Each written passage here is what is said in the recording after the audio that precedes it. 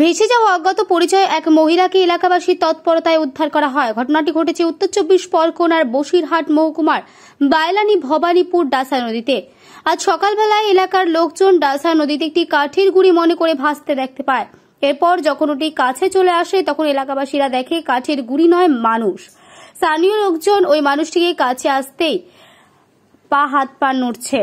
তড়িঘড়ি মাঝি এবং এলাকাবাসী তৎপরতায় তাকে জীবন্ত অবস্থায় উদ্ধার করে প্রাথমিক চিকিৎসা শুরু করে। ঘটনাস্থলে আসে স্থানীয় থানার পুলিশ।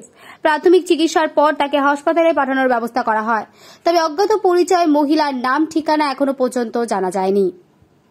হাসনাবাদ থেকে আজিজুল শেখের রিপোর্ট, নিউজ 24x7 টিভি।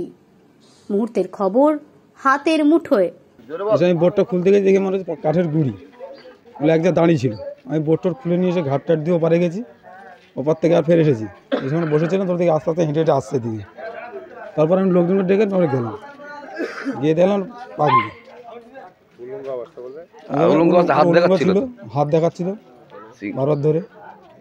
এখানটায় পারঘাটা ফেরিঘাট, এই পারঘাটা ফেরিঘাটের আমাদের একটা ভাই দিলীপ, ও দেখে একটা কাঠের গুঁড়ির মতো শুধু মাথাটা দেখা যাচ্ছে।